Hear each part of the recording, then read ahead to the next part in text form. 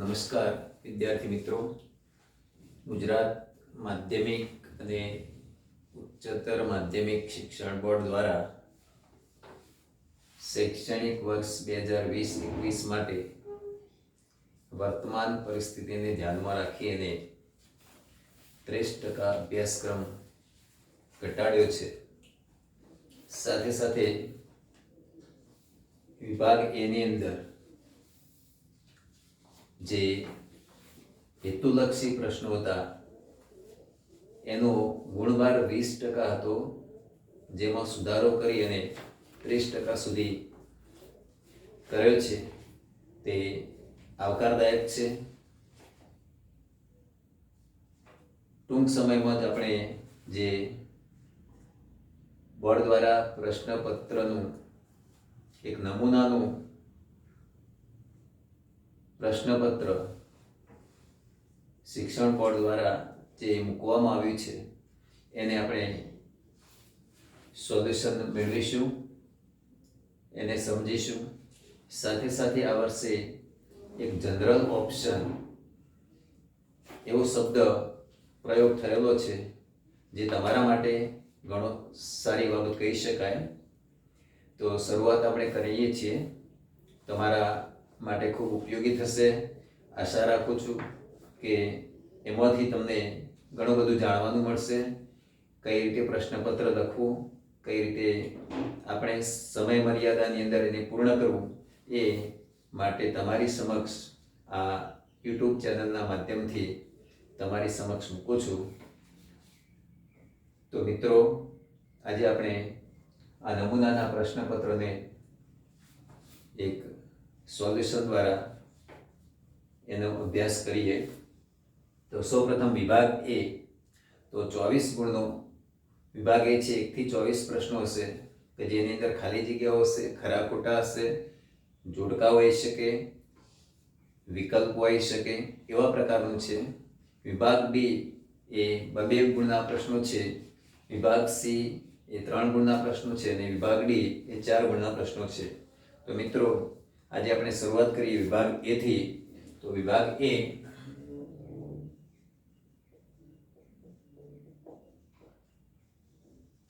તેમાં પ્રશ્ન નીચેના પ્રશ્નોના સૂચના પ્રમાણે જવાબ આપો. નીચેના પ્રશ્નોના સૂચના પ્રમાણે જવાબ આપો.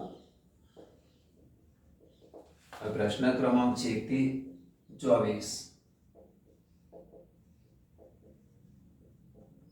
દરેકનો 1 ગુણ. એમાં આપણને પ્રશ્ન ક્રમાંક 1 થી 4 છે. નીચેના પ્રશ્નોના સૂચના પ્રમાણે જવાબ આપવાનો પહેલો ભાગ છે કે નીચેના પ્રશ્નોના વિધાનો ખરા કે ખોટા તે જણાવો. પ્રશ્ન 1 થી 4. 1 થી 4 જે પ્રશ્નો છે એ ખરા કે ખોટા છે. નંબર 1, 20 અને 30 નો ગુસા 1 છે. 20 અને 30 નો ગુસા 1 છે. આ વિધાન સાચું કે ખોટું તો આપણે એને દર્શાવવાનું છે. તો અહીંયા 20 અને 30 નો ગુસા 1 છે. વિધાન ખોટું છે, જેને આપણે બોક્સમાં મૂકીશું. બરાબર. જવાબ આટલો જ લખવાનો છે, પણ સમજ માટે. બરાબર, સમજ. તો 20 ના આપણે અવયવ પાડીશું તો 10 ગુણ્યા 2 થશે. 30 ના અવયવ પાડીશું તો 10 ગુણ્યા 3 થશે. તો બંનેમાં જે સામાન્ય અવયવ છે 10 છે. બરાબર. એટલે અહીંયા ગુસા 20 અને 30, આ બંનેનો ગુસા 10 થશે. માટે આપણું વિધાન ખોટું છે.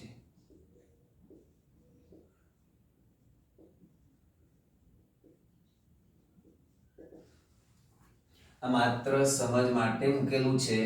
એટલે તમારે પરીક્ષાની અંદર એ રફ કામની અંદર કરવું હોય તો કરી શકાય, બરાબર. પ્રશ્ન નંબર 2. બીજો પ્રશ્ન છે ત્રિઘાત બહુપદી px, ત્રિઘાત બહુપદી px બરાબર x ઘન ઓછા x ને 3 શૂન્ય છે, 3 શૂન્ય છે એવું કયું છે, અને એ વાસ્તવિક 3 વાસ્તવિક શૂન્ય છે. આ વાસ્તવિક શૂન્ય છે 3, તો એનો આપણે જવાબ મૂકીશું અહીંયા સાચું છે. બોક્સની અંદર જવાબ મૂકીશું સાચું. કઈ રીતે? તો આપણે એની સમજ મેળવીએ. તો સમજની અંદર આપણે મૂકીશું તો શું છે કે px બરાબર x ઘન ઓછા x, તો અહીંયા x કોમન લઈશું એટલે x² - 1 થશે, x - 1 અને x + 1 એટલે કે ત્રિઘાત બહુપદી છે px બરાબર x ઘન ઓછા x, માં x કોમન કાઢે x² - 1 એના બે આવવા પડશે x - 1 x + 1, શૂન્ય માટે આપણે 0 મૂકીશું px બરાબર, એટલે કે x બરાબર 0 અથવા x બરાબર 1 અથવા x બરાબર -1, એટલે અહીંયા 3 શૂન્ય મળે છે એટલે વિધાન સાચું છે. એટલે કે therefore આપેલ વિધાન સાચું છે. તો આપણે જે લખીએ છીએ સમજ માટે લખીએ છીએ, આપણી જાણકારી માટે, પરીક્ષામાં ગણતરી કરવી જરૂરી નથી. સાચું કે ખોટું એ તમારે દર્શાવવાનું છે. પ્રશ્ન નંબર 3. ત્રીજો પ્રશ્ન છે 5x બરાબર 2 કૌંસમાં y - 1 દ્વિચલ સુરેખ સમીકરણ નથી.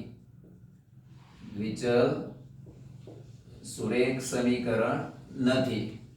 હવે આવું જ્યારે પૂછ્યું છે કે દ્વિચલ સુરેખ સમીકરણ નથી, તો જવાબ સાચો કે ખોટો એ આપણે અહીંયા બોક્સની અંદર દર્શાવવાનું છે.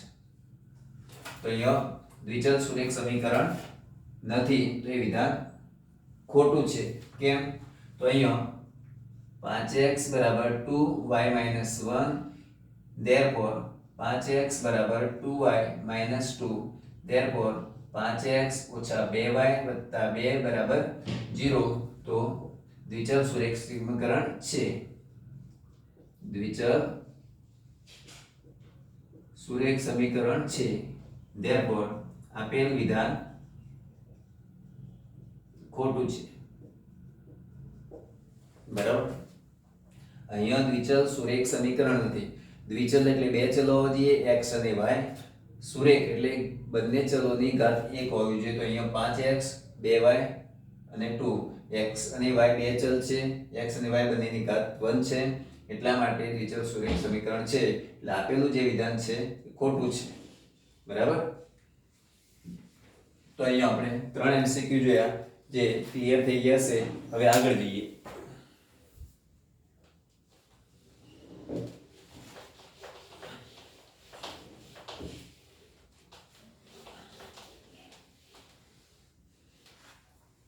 ચોથો પ્રશ્ન છે વિવેચક શોધવાનું સૂત્ર. ચોથો પ્રશ્ન બરાબર, વિવેચક શોધવાનું સૂત્ર એવું કયો શબ્દ વાપર્યો છે, જેને આપણે મૂકીશું અહીંયા, બરાબર. વિવેચક શોધવાનું સૂત્ર, બરાબર. તો d બરાબર b² + 4ac છે. તો વિધાન સાચું કે ખોટું? તો અહીંયા આપણે મૂકીશું, જે જવાબ આવશે બોક્સની અંદર મૂકીશું, તો વિધાન ખોટું છે. કેમ? કારણ કે વિવેચક શોધવાનું સૂત્ર d બરાબર b² - 4ac છે, બરાબર. આ સમજ છે. સમજની અંદર ખાસ કંઈ લખવાનું નથી આમાં, એટલે અહીંયા જે વિધાન છે એ ખોટું છે. તો 1 થી 4 પ્રશ્નો હતા એ અહીંયા સાચા કે ખોટા એ રીતે જવાબ આપવાના હતા. હવે આગળ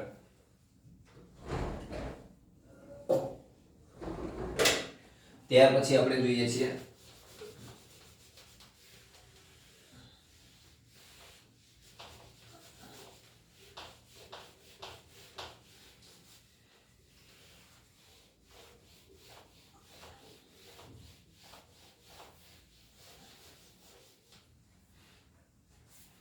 હવે નીચેના વિધાનો સાચા બને તે રીતે ખાલી જગ્યા પૂરો. 5મા પ્રશ્નથી 10મા પ્રશ્ન. નીચેના વિધાનો સાચા બને તે રીતે ખાલી જગ્યા પૂરો. પ્રશ્ન ક્રમાંક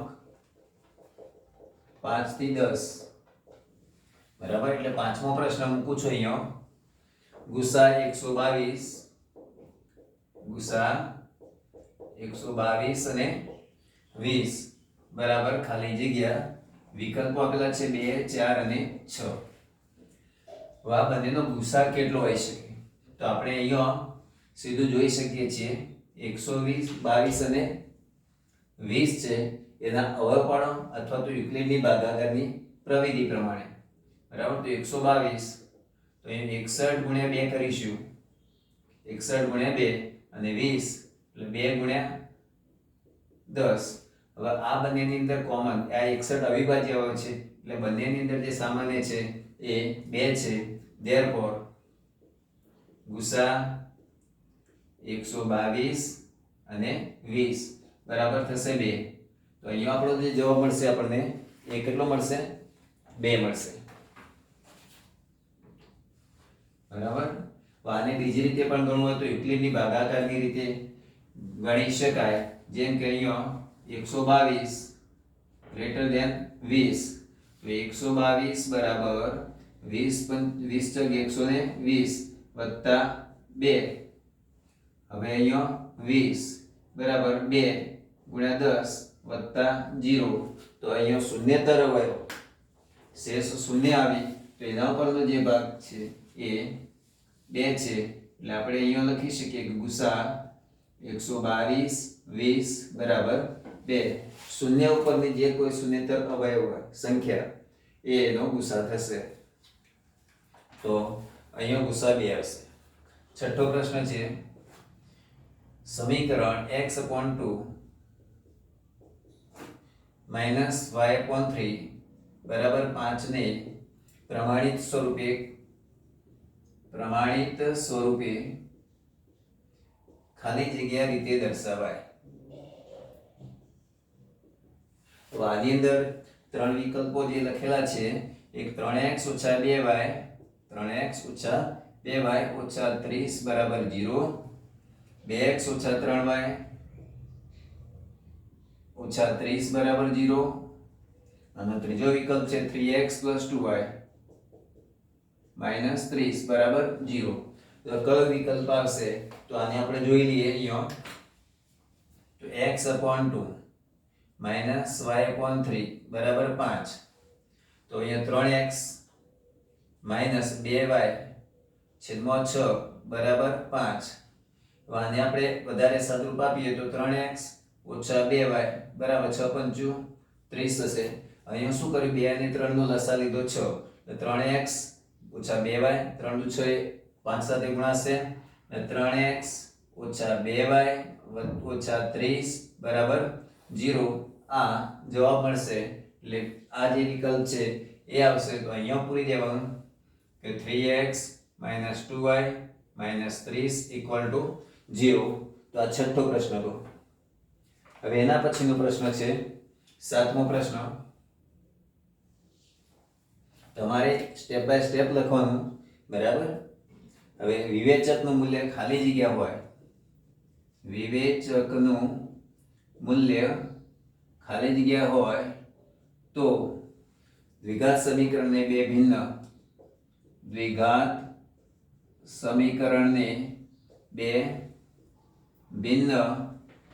અને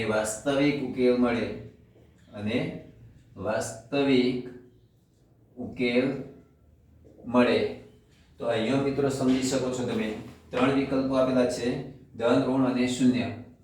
ધન ઋણ અને શૂન્ય. તો અહીંયા વિવેચક જ્યારે ડી આપણે શોધીએ ડી બરાબર b² - 4ac તો એમાં જો ગ્રેટર ધેન 0 થાય એટલે કે ધન હોય તો બે બીજ મળે ભિન્ન અને વાસ્તવિક. ડી = 0 થાય તો બે બીજ સમાન મળે એટલે કે એક જ બીજ મળે. બરાબર, અને જો ડી લેસ ધેન 0 થાય એટલે કે ઋણ હોય તો સમીકરણના બીજ વાસ્તવિક અસ્તિત્વ ધરાવતા નથી. તો એ ભિન્ન અને વાસ્તવિક છે એટલા માટે ડી હંમેશા કેવો હોય? ધન. એના પછી સમાંતર શ્રેણીનું n-મું પદ શોધવાનું સૂત્ર. 8મો પ્રશ્ન છે સમાંતર શ્રેણીનું n-મું પદ શોધવાનું સૂત્ર. ખાલી જગ્યા. તો હવે એ તમને આવડે એવું જ છે. તો આપણે સૂત્ર જાણીએ છીએ કે n બરાબર a plus n minus 1 into D. આ તમારો જવાબ થશે. 3 વિકલ્પો આવા આપેલા હશે. એક વિકલ્પ છે a plus n minus 1 into D, બીજો વિકલ્પ છે a પ્લસ ડી, અને ત્રીજો વિકલ્પ છે a plus n plus 1 into D. આ 3 વિકલ્પોમાંથી કયો આવે? તો આપણે જાણીએ છીએ કે એનું પદ શોધવાનું સૂત્ર તો a plus n minus 1 into D થશે. હવે બધા 9મો પ્રશ્ન છે. 9મો પ્રશ્ન એકદમ ટૂંકો છે. બધા ખાલી જગ્યા ત્રિકોણો સમરૂપ છે. બધા ખાલી જગ્યા ત્રિકોણો સમરૂપ છે. હવે એમાં ગુરુકોણ ત્રિકોણ, લઘુકોણ ત્રિકોણ કે સમબાજુ? લઘુકોણ, સમબાજુ, ગુરુકોણ. તો અહીંયા તમે જોઈ શકો છો કે લઘુકોણ ત્રિકોણ તો નાના મોટા હોઈ શકે છે, બરાબર. બાજુ કઈ રીતે હોઈ શકે આપણે જાણતા નથી, ખૂણા એકરૂપ ન પણ હોઈ શકે. પણ સમબાજુ ત્રિકોણ હોય તો જ એના કોઈ પણ બે સમબાજુ ત્રિકોણ લેશો તો ખૂણાઓ હંમેશા એકરૂપ જ થવાના છે. દરેકનું મૂલ્ય સમાન થવાનું છે. સાથે સાથે બાજુઓનો ગુણોત્તર પણ એ સમાન આવશે. એટલે અહીંયા હંમેશા યાદ રાખવાનું કે બધા જ સમબાજુ ત્રિકોણો હંમેશા સમરૂપ થશે. બધા જ ચોરસ હંમેશા સમરૂપ થશે. બધા ચોરસ હંમેશા સમરૂપ થશે. બધા વર્તુળો હંમેશા સમરૂપ થશે. ભિન્ન ભિન્ન વર્તુળો નાના મોટા ગમે તે દોરશો તો પણ એ સમરૂપ થશે. એટલે એ પણ તમારે યાદ રાખવાનું. નંબર 10મો પ્રશ્ન છે. 10મા પ્રશ્નની અંદર આપેલું છે બિંદુ -4 -6 થી, બરાબર.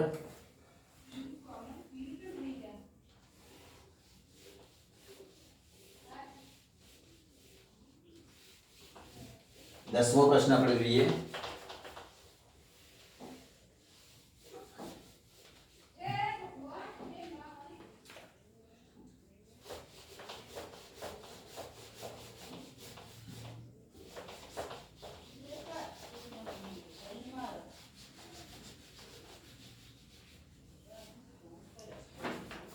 દસમા પ્રશ્નની અંદર બિંદુ -4 -6 થી, બરાબર, x અક્ષનું લંબ અંતર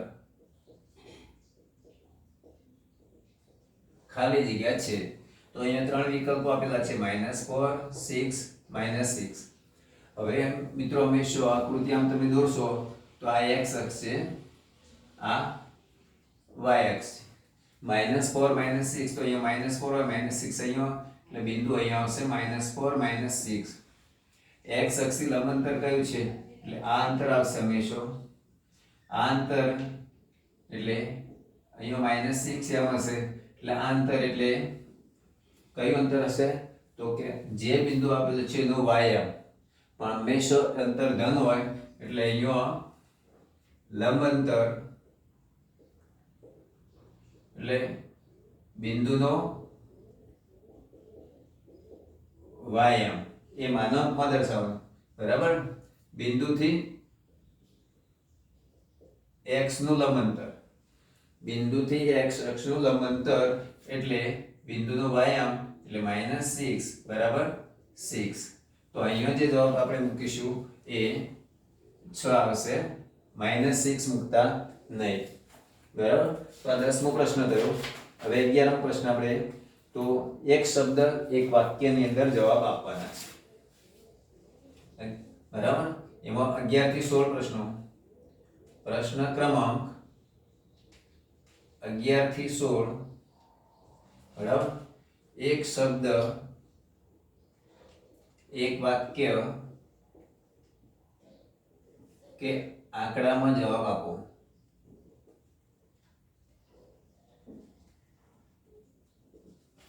11 થી 16 છે.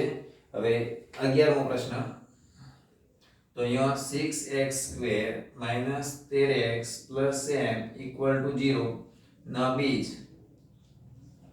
પરસ્પર વ્યસ્ત હોય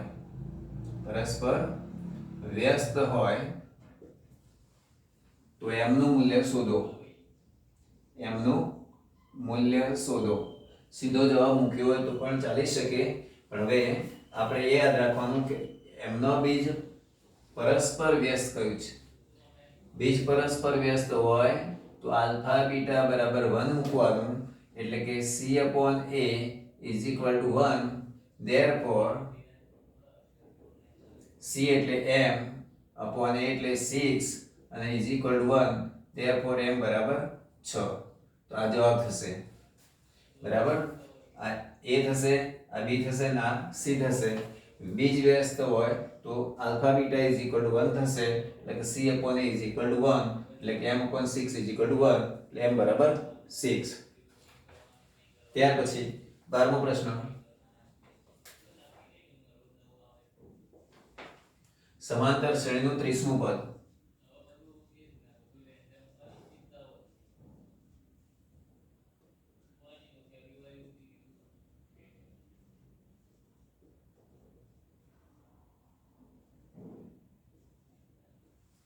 સમાંતર શ્રેણીનું 30મું પદ શોધવાનું કહ્યું છે, એટલે અહીંયા આપણે જોઈશું તો પ્રથમ પદ આપેલું છે 10. તફાવત જોઈશું તો 7માંથી 10 બાદ કરીશું એટલે -3 અને n બરાબર 30. સૂત્ર મૂકી દેવાનું an બરાબર a plus n minus 1 into d. તો અહીંયા 30મું પદ એટલે 30, a એટલે 10 plus 30 ઓછા 1 અને d એટલે -3. 10 વત્તા 29 નો ઓછા 3 સાથેનો ગુણાકાર એટલે 29 તરી 87 થશે, પણ આ માઈનસ છે એટલે -87. 10 માંથી બાદ થશે તો -77 થશે. therefore 30મું પદ બરાબર -77. હવે 13મો પ્રશ્ન બધી એકરૂપ આકૃતિઓ હંમેશા કેવી હોય છે. પ્રશ્ન છે 13મો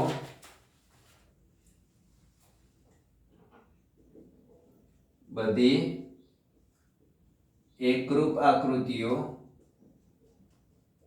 હંમેશા કેવી હોય છે. તો મિત્રો યાદ રાખવાનું એકરૂપ હોય તો એ સમરૂપ હોય જ, એટલે અહીંયા જે જવાબ આપશે તો જવાબ લખવાનો આવશે સમરૂપ. જવાબ લખવાનો આવશે હમણાં તમારે સમરૂપ. બધી જ આકૃતિઓ હોય એકરૂપ તો એ સમરૂપ હોય, પણ સમરૂપ એ એકરૂપ નહીં હોય. ક્યારેક હોઈ શકે, ક્યારેક ન પણ હોઈ શકે, એટલે અહીંયા તમારો જવાબ આવશે એકરૂપ એ હંમેશા સમરૂપ હશે જ. 14મો પ્રશ્ન છે 8 sec વર્ગ થીટા -8 tan સ્ક્વેર થીટા નું મૂલ્ય કેટલું થાય. તો આપણે નિત્ય સમીકરણ જોઈ ગયા છે. sin વર્ગ થીટા + cos વર્ગ થીટા બરાબર 1 + tan વર્ગ થીટા બરાબર sec વર્ગ થીટા, 1 + cot વર્ગ થીટા બરાબર cosec વર્ગ થીટા. તો અહીંયા 8 sec વર્ગ theta -8 tan square theta 8 common લઈએ તો sec વર્ગ થીટા tan સ્ક્વેર થીટા અને sec વર્ગ થીટા -1 એટલે sec વર્ગ tan વર્ગ એટલે 1 એ નિત્ય સમ છે, એટલે 8 × 1 એટલે 8. તો જવાબ આપણને મળશે 8. બરાબર, તો આ પ્રશ્ન હતો 14મો. 15મો પ્રશ્ન. 15મો પ્રશ્ન એ સમજી શકાય એવો જ છે. બરાબર, વર્તુળને વધુમાં વધુ કેટલા સમાંતર સ્પર્શક હોય છે. વર્તુળને વધુમાં વધુ કેટલા સમાંતર સ્પર્શક હોય છે. તો આપણે અહીંયા જોઈશું કે આ વર્તુળ છે.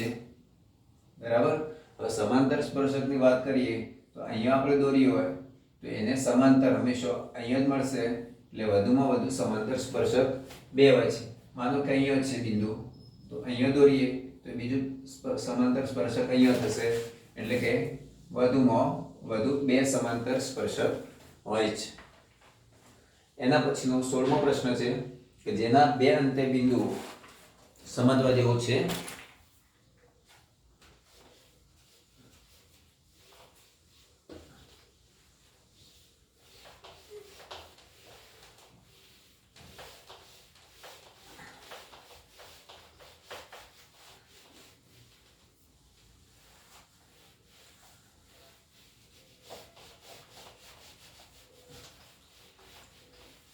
મિત્રો 15 પ્રશ્ન સુધી આપણે જોયું.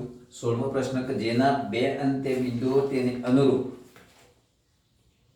જીવામાં સંપાતી હોય એવી છેદિકાનો વિશિષ્ટ કિસ્સો એટલે શું? તો એનો જે જવાબ આવશે સ્પર્શક. પ્રશ્ન હું લખું છું. 16મો પ્રશ્ન, જેના બે અંત્ય બિંદુઓ તેની અનુરૂપ જીવામાં સંપાતી હોય. અનુરૂપ જીવા સંપાતી એટલે એક બિંદુ હોય તેના પર જ બિંદુ બીજું આવે, સંપાતી હોય તેવી છેદિકાનો વિશિષ્ટ કિસ્સો શું હોય અથવા એટલે શું? તો હંમેશા આનો જવાબ બે અંતે બિંદુ હોય છે, એ બંને અંતે બિંદુઓ જીવા પર સંપાતી છે, એને કે એક જ બિંદુ થશે એવા છેદિકા એટલે સ્પર્શક કહેવાય. એવી છેદિકા એટલે સ્પર્શક કહેવાય. હવે પ્રશ્ન 17 થી 22, પ્રશ્ન ક્રમાંક 17 થી 22, સાચું વિધાન બને તેમ યોગ્ય વિકલ્પ પસંદ કરો. પ્રશ્ન ક્રમાંક 17 થી 22 છે. એમાં 17મો પ્રશ્ન છે 1 માઇનસ tan સ્ક્વેર 45 છેદમાં 1 પ્લસ tan સ્ક્વેર 45 બરાબર ખાલી જગ્યા. તો આમાં ચાર વિકલ્પો આપેલા છે બરાબર. a બરાબર 1, b બરાબર 0, c 1/√2 અને d 1/2. અહીંયા તમે જાણો છો tan 45 ની કિંમત 1 છે, એટલે 1 માઇનસ 1 સ્ક્વેર 1 પ્લસ 1 સ્ક્વેર એટલે કે 1 માઇનસ 1 1 પ્લસ 1 એટલે 0 ભાગ્યા 2 એટલે 0 થશે. એટલે જે જવાબ આવશે એ શું આવશે? 0 થશે. નંબર 18, r ત્રિજ્યાવાળા વર્તુળનો વૃત્તાંશ ખૂણો p હોય, વૃત્તાંશ ખૂણો p ડિગ્રી હોય તો વૃત્તાંશનું ક્ષેત્રફળ ખાલી જગ્યા. હવે અહીંયા આપેલું છે પાઈ r સ્ક્વેર ગુણ્યા p ડિગ્રી અપોન 360. બીજું છે પાઈ r ગુણ્યા p સ્ક્વેર અપોન 360. ત્રીજો વિકલ્પ છે 2 પાઈ r ગુણ્યા p સ્ક્વેર અપોન 360 અને ચોથું છે પાઈ r સ્ક્વેર ગુણ્યા p સ્ક્વેર અપોન 360. હવે આપણે જોઈએ છે ત્રિજ્યા આપેલી છે અને વૃત્તાંશનો ખૂણો આપેલો છે, થીટા આપેલો છે. તો વૃત્તાંશનું ક્ષેત્રફળનું સૂત્ર આપણે મૂકીએ. વૃત્તાંશનું ક્ષેત્રફળ તો થીટા અપોન 360 ગુણ્યા પાઈ r સ્ક્વેર. થીટા બરાબર કેટલું છે? તો p ડિગ્રી છે, તો અહીંયા મૂકી દીધું p ડિગ્રી અપોન 360 ગુણ્યા પાઈ r એટલે ત્રિજ્યા અહીંયા કેપિટલ આપેલી છે, એટલે પાઈ r square p degree upon 360. તો કયો જવાબ આવશે? તો પહેલો વિકલ્પ બરાબર.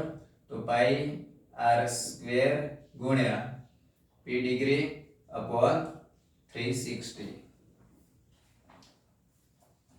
મિત્રો એના પછીનો પ્રશ્ન 19મો,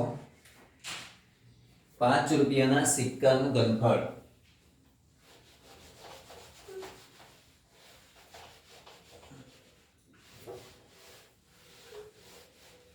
₹5 સિક્કો એનું ઘનફળ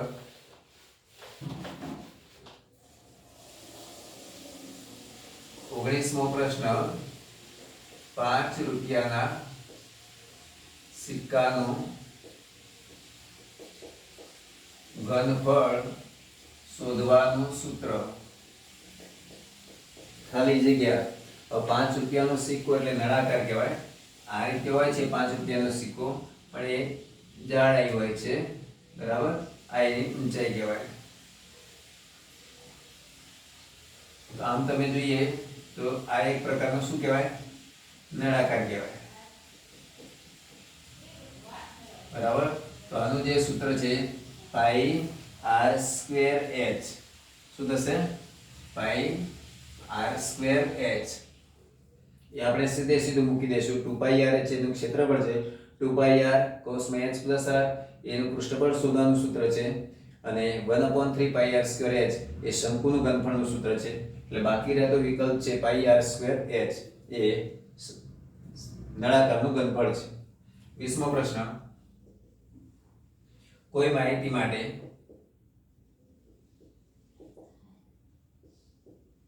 બહુલક 35 મધ્યક 35 તો મધ્યસ્થ કેટલો? મધ્યસ્થ 25 45 C 0 અને D 35. તો આની અંદર આપણે શોધવું છે બહુલક, મધ્યક અને મધ્યસ્થ. તો ત્રણેયનો સંબંધ દર્શાવતો આચ્છાદિત સૂત્ર z બરાબર 3m - 2x બાર. x બાર એટલે મધ્યક, m એટલે મધ્યસ્થ, z એટલે બહુલક. તો બહુલક અહીંયા આપણને આપેલો છે 35, અહીંયા 3m - 2, અહીંયા 35. આ 2 35 છે, આ બાજુ હશે એટલે 35 + 2 35 = 3m. 135 + 235 એટલે 3 × 35 = 3m. બંને બાજુ 3 3 દૂર થઈ જશે એટલે m બરાબર મળશે આપણને 35. તો જવાબ મળશે આપણને 35. એના પછી ઘટના E ની સંભાવના. 21મો પ્રશ્ન, પ્રશ્ન નંબર 21. ઘટના E ની સંભાવના. ઘટના E ની સંભાવના પ્લસ ઘટના E નહીં ની સંભાવના બરાબર ખાલી જગ્યા. તો આનો જવાબ શું આવશે? 1 0 2 0.5 1 0.2 0.5 બરાબર. આ ચાર વિકલ્પો આપેલા છે A B C અને D. તો અહીંયા તમે જોશો તો E ની સંભાવના પ્લસ E નહીં એટલે E બાર એની સંભાવના. તો એનો જવાબ છે, સૂત્ર આપણે જાણીએ છીએ, જવાબ આવશે 1, બરાબર. તો અહીંયા જવાબમાં આવશે 1. r ત્રિજ્યા વાળા ગોલકના હવે સમજવાનો પ્રશ્ન પણ છે. 22મો પ્રશ્ન.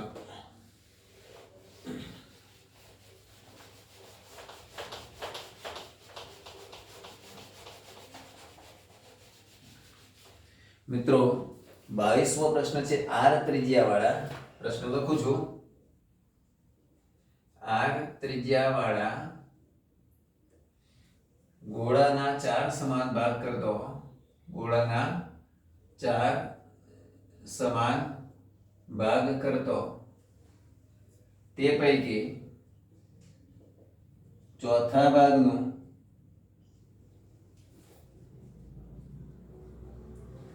કુલ પૃષ્ઠફળ કેટલું થાય? કુલ પૃષ્ઠફળ ખાલી જગ્યા. તો અહીં 4πr² b 3πr² 2πr πr² અને 2πr². ચારમાંથી કયો વિકલ્પ આવી શકે? તો મિત્રો આપણે જાણીએ છીએ કે આ ગોળો, બરાબર. ગોળો આ રીતે પણ આમ મૂકતા હોય છે, ખ્યાલ આવે, ફૂટબોલ જેવું હોય. આ એને ચોથો ભાગ આપણે કરીએ તો ચોથો ભાગ એટલે પહેલા અડધો ભાગ થશે, બરાબર. ગોલકનો ક્ષેત્રફળ એટલે 4 પાઈ r સ્ક્વેર, એનો આપણે અડધો ભાગ કરીએ એટલો રહેશે 2 પાઈ r સ્ક્વેર. સમજો બરાબર? કેટલો રહેશે? 2 પાઈ r સ્ક્વેર. એટલે આ ઉપરનો ભાગ કાઢી નાખ્યો. હવે આપણી પાસે રહ્યો અડધો ભાગ. કેટલો ભાગ રહ્યો? અડધો ભાગ. એ આ રીતનો. હવે કુલ પૃષ્ઠફળની વાત હોય તો 2 પાઈ r સ્ક્વેર બરાબર, અને ઉપરનું જે છે એ પાઈ r સ્ક્વેર એટલે 3 પાઈ r સ્ક્વેર થશે. બરાબર? હવે 3 પાઈ r સ્ક્વેર એની અંદરથી પણ આપણે હજુ અડધો ભાગ કાઢવાનો બાકી છે, એટલે કે ચોથો ભાગ. તો ચોથો ભાગ રાખીએ તો આટલો ભાગ રહેશે. બરાબર? તો આ જે ભાગ થયો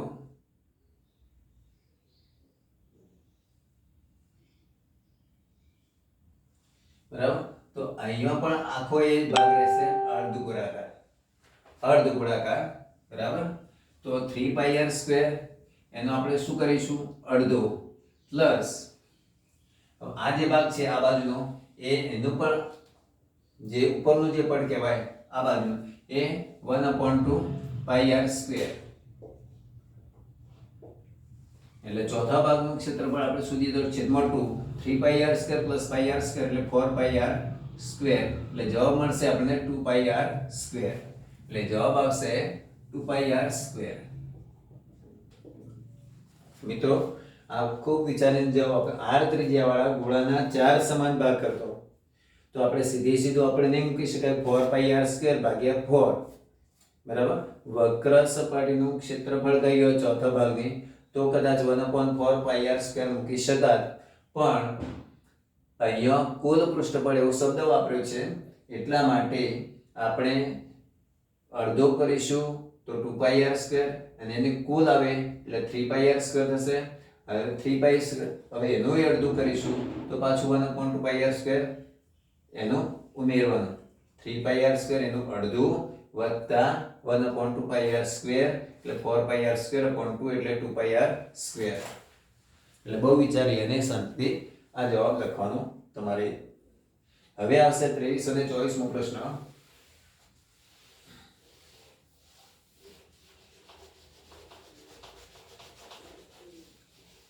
23મો અને 24મો છે જોડકો જોડો. બરાબર? જોડકો જોડવાનું છે. એમાં 23મો પ્રશ્ન છે વિભાગ A અને અહીંયા વિભાગ B. અહીંયા આપેલું છે 4 4 4 સમાંતર શ્રેણી છે. અહીંયા હા, અહીંયા ના. તો આપણે જોડવાનું છે. તો આ સમાંતર શ્રેણી છે તો જવાબ આ. બરાબર? અને 24મો પ્રશ્ન છે એ પણ એવું જ છે વિભાગ A અને વિભાગ B. અહીંયા વર્ગીકૃત માહિતીનો બહુલક. તો અહીંયા સૂત્ર આપેલો છે A અને B. અહીંયા 3 મધ્યસ્થ માઈનસ 2 બહુલક, અને બીજું સૂત્ર છે 3 મધ્યક માઈનસ 2 મધ્યસ્થ બહુલક. અહીંયા મધ્યસ્થ, અહીંયા મધ્યક છે અને અહીંયા મધ્યસ્થ. હવે અહીંયા આપણે હમણાં જોયું બહુલક હોય તો 3m - 2x બાર, 3m - 2x બાર એ સૂત્ર હમણાં આપણે જોયું એ બહુલકનું સૂત્ર. તો મિત્રો વિભાગ A 1 થી 24 માર્ક્સના પ્રશ્નો આપણે સીધા જવાબ લખી શકાય એના માટે આપણે કોઈ ગણતરી કરવાની જરૂર રહેતી નથી, પણ શક્ય બને ત્યાં સુધી જો ગણતરી કરવાની થતી હોય છે એ ગણતરી કરવી સારી. બરાબર? જ્યારે આપણે પૂરેપૂરા માર્ક્સ મેળવવા છે ત્યારે. એટલે મિત્રો આ વિભાગ A આજે આપણે અહીંયા પૂર્ણ કરીએ છીએ.